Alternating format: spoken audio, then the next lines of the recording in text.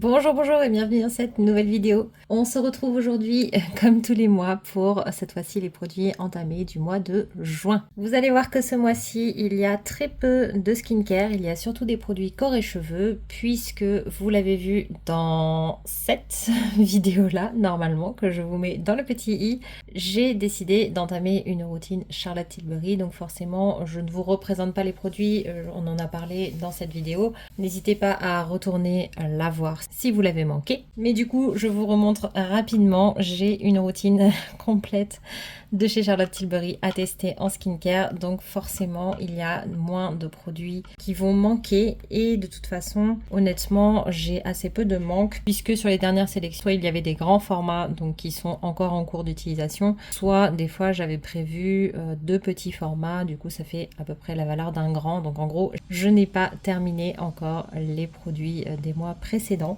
Certains datent de plusieurs mois et certains sont assez récents. Mais toujours est-il que en plus de ça, je vais mettre du coup ma skincare habituelle en pause pour tester Charlotte Tilbury. Donc en skincare, il y aura très peu de choses. N'hésitez pas du coup à vous abonner si ce genre de contenu vous plaît et c'est parti tout de suite. Donc on commence avec la skincare. Il y a uniquement 3 produits dans cette catégorie et on commence avec un produit de la marque Typologie qui est le Lab 1008 à l'acide glycolique 10% plus extrait de pistachier lentiste et donc c'est un exfoliant et astringent. C'est un exfoliant chimique, je n'en utilise pas tout le temps, c'est-à-dire que je fais des périodes où je vais utiliser un flacon par exemple et puis ensuite je vais arrêter pendant quelques temps. Moi c'est la façon qui me convient, certains en utilisent absolument tout le temps, d'autres pas du tout. Ça va vraiment aider en fait à éliminer les cellules mortes de la peau, donc c'est intéressant. Moi j'avoue que de temps en temps quand je sens que ma peau est un petit peu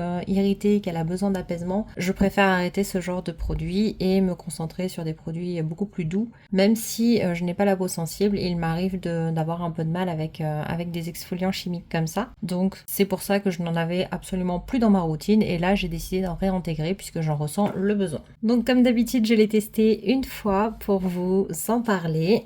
Donc on est sur un petit sérum très liquide, très simple de chez Typologie comme d'habitude.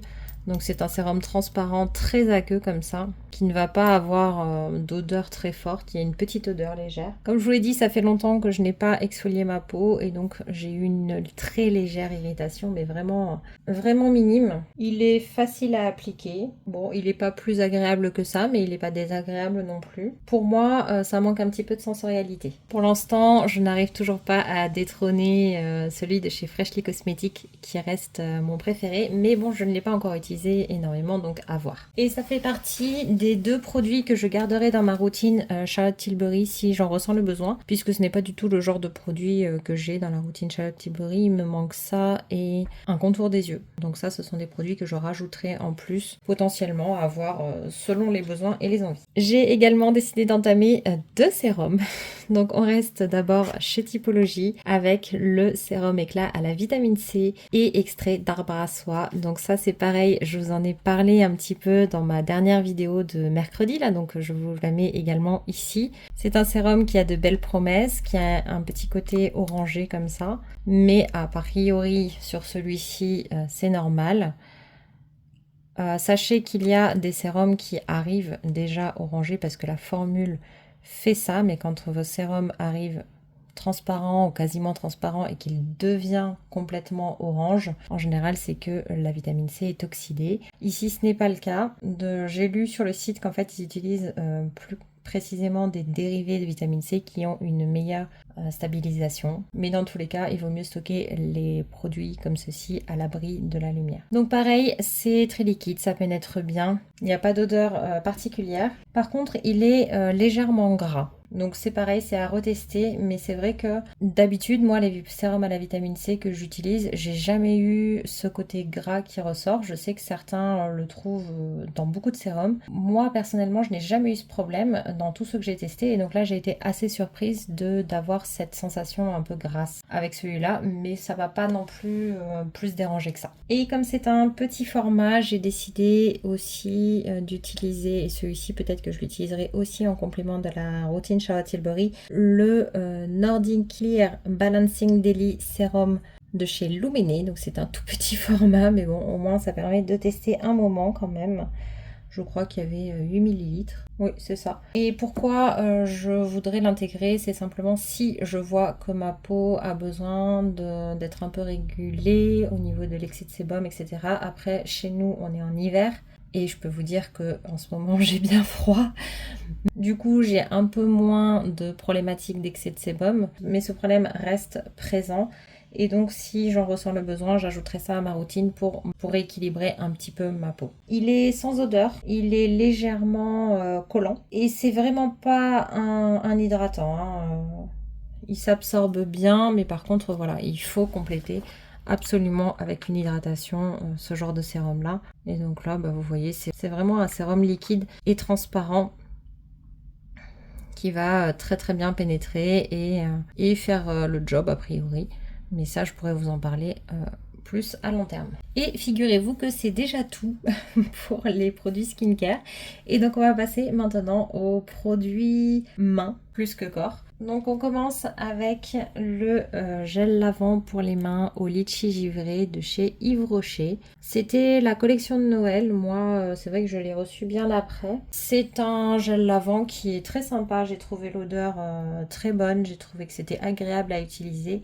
Donc franchement, je suis contente, j'ai rien à dire. Il y en a où c'est vrai que j'aime pas trop, des fois c'est trop fort ou pas, où il n'y a pas d'odeur, ou voilà, où c'est assez neutre en termes de sensorialité. Celui-ci, j'avoue que j'ai bien aimé l'odeur et je l'ai trouvé plutôt agréable. Et frais également. Et le deuxième produit pour les mains, ce sera la lotion veloutée de l'olivier de Léos, donc à l'huile d'olive. Et celui-ci, écoutez, j'ai vraiment... Enfin, on sent qu'il y a de l'huile d'olive dedans en fait, c'est assez rigolo.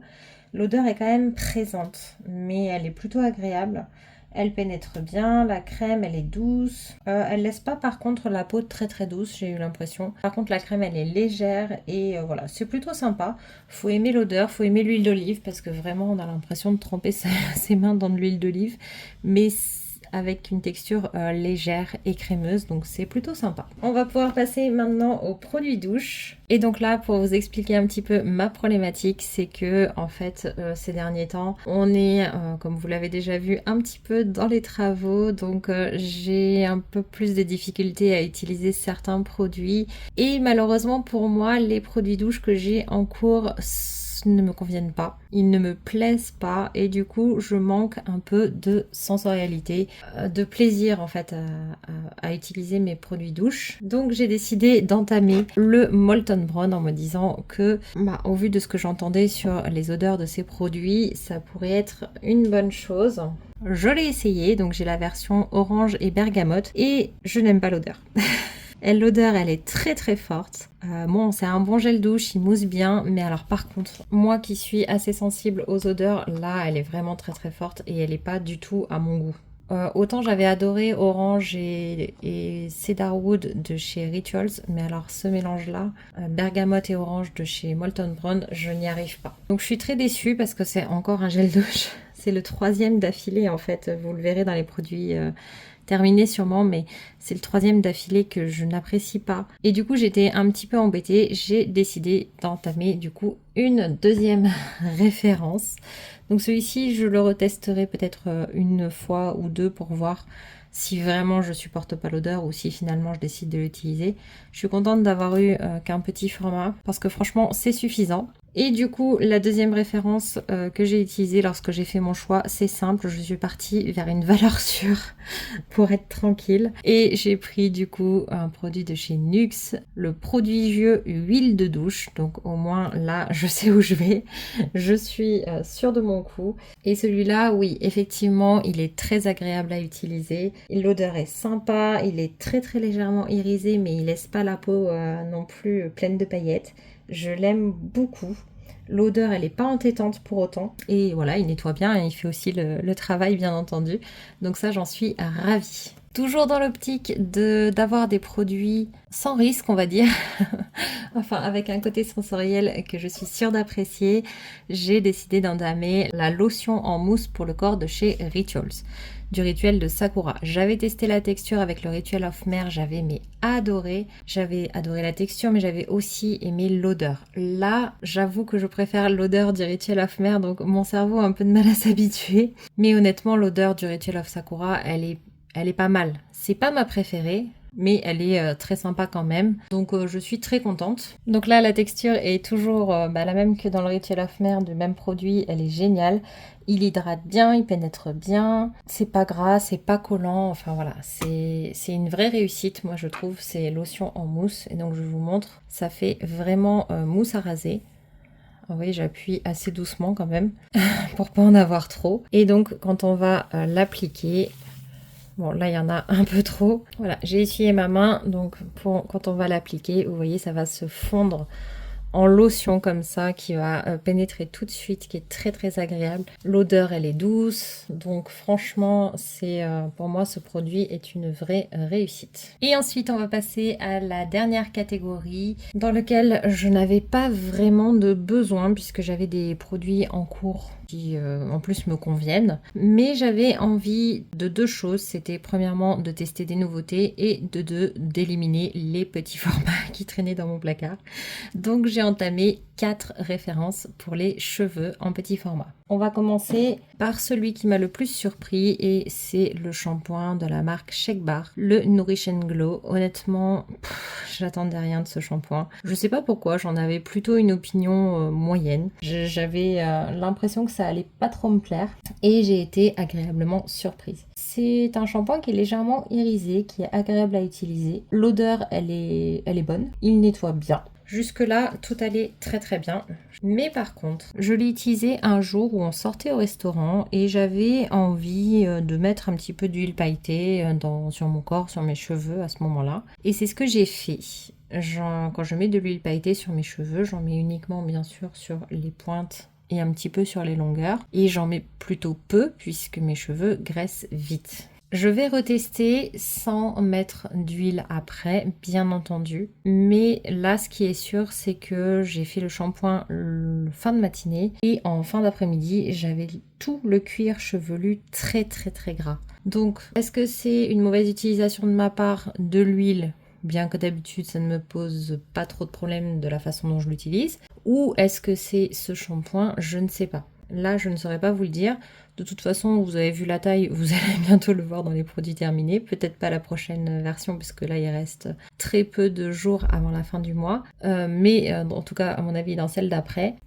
Mais voilà, je suis pas du tout convaincue. Je ne sais pas si c'est ce produit ou si ça ne l'est pas. Donc, je suis déçue parce que les premières impressions étaient vraiment très très bonnes, alors que j'en avais pas spécialement une bonne image. Donc, à voir. Toujours dans l'optique d'utiliser les petits formats et parce que j'avais une mauvaise image du Shake Bar, j'avais décidé d'entamer également le produit de chez Kerastase. Je me suis dit que là, je prenais beaucoup moins de risques. L'élixir ultime. Ce shampoing là est quand même beaucoup plus nourrissant que celui que j'utilise à l'heure actuelle et ça se sent. D'un côté ça fait du bien, d'un côté à long terme j'ai peur que effectivement mes cheveux regraissent trop vite parce qu'il n'est pas vraiment adapté à mon type de cheveux. Il est fait pour les cheveux secs et c'est pas mon type de cheveux. Par contre il est aussi fait pour les cheveux abîmés, ternes et sans éclat et ça c'est des problématiques que j'ai envie de régler. C'est un produit pour l'instant en première utilisation que j'ai trouvé très bien. Il sent très bon, il est très agréable, il nettoie bien. Franchement, il est top. Donc c'est un petit flacon comme ça hein, et ça sent vraiment très très bon. Je ne saurais pas vous dire ce que ça sent, mais c'est très agréable. Donc je vais continuer les utilisations, voir si mes cheveux regressent avec ce format-là. Sachant que moi, en général, j'utilise quand même assez peu de matière hein, dans les shampoings. Le flacon n'était pas plein à 100% et j'ai fait mes 2 shampoings avec du coup une petite quantité. Donc ce que vous voyez là, c'est pour 2 shampoings, sachant qu'on n'était pas tout à fait plein. Donc du coup, je vais quand même pouvoir faire un certain nombre d'utilisations. On arrive aux 2 derniers produits. Et donc, il y en a un que j'ai testé et l'autre que je n'ai pas eu l'occasion de tester puisque je ne teste jamais 2 produits de la même gamme en même temps. Alors, quand je dis de la même gamme, je veux dire que si je teste un gel douche, je ne vais pas tester la lotion pour le corps. Si je teste un shampoing, je ne vais pas tester l'après-shampoing, un après-shampoing. pas le même jour pour pouvoir vous donner un avis, enfin sur les premiers essais en tout cas, pour pouvoir vous donner un avis qui est beaucoup plus sincère. J'ai pas envie de vous dire, je sais pas si c'est l'un ou si c'est l'autre qui a donné tel effet. Voilà, tout simplement. Donc celui-ci, j'ai pas fait assez de shampoing pour réussir à l'intégrer puisqu'il s'utilise sur cheveux essorés. Donc c'est le Coconut Miracle Oil Moisturizing Hair Care. Et donc c'est un produit sans rinçage de la marque Luxless. Donc c'est le seul que je n'ai pas pu tester. Écoutez, on va au moins découvrir le parfum ensemble. Donc on est sur un produit qui m'a l'air assez épais. En tout cas dans le flacon. Enfin, pas tout à fait complètement liquide. Ouf! Ça sent assez fort la noix de coco, hein, faut aimer ça. Donc on va quand même essayer de le pulvériser sur une petite lingette pour voir ce que ça donne. Bon, ça a l'air de bien fonctionner. J'ai dû appuyer une petite dizaine de fois avant que ça commence à sortir. Et l'odeur a l'air d'être présente, mais quand on s'approche. C'est-à-dire que là, je ne le sens pas si je n'approche pas le mouchoir de mon visage. Par contre, une fois que je l'approche, ça sent très très fort. Donc pourquoi pas, à tester. C'est un produit qui est censé avoir beaucoup de bienfaits et qui a l'air plutôt sympathique. Le dernier, c'est une surprise pour moi aussi. C'est un produit que je n'avais jamais utilisé. C'est de René Furterer, Absolue Kératine. C'est un produit qu'on est censé mettre sur cheveux secs ou humides. Et c'est vraiment une crème à mettre tous les jours. Je vais vous montrer la quantité que je mets, puisque du coup, je vais le mettre sur mes cheveux tout de suite. Pour vous en parler un petit peu, moi je l'ai mis du coup sur cheveux secs. J'ai pas essayé sur les cheveux mouillés. Il sent très bon. Et ça sent bon la crème, mais c'est... Je sais pas comment vous dire... L'odeur, elle est un petit peu forte, mais elle n'est pas trop embêtante. Il est très agréable et moi, j'ai adoré mes cheveux. Donc ça, c'est un produit pour l'instant que j'aime beaucoup. J'ai les cheveux longs, à très longs, selon comment on considère. Ils sont à hauteur de la taille à peu près. Et je vais venir mettre une noisette comme ça, que je vais venir chauffer un petit peu dans mes mains et appliquer sur mes cheveux.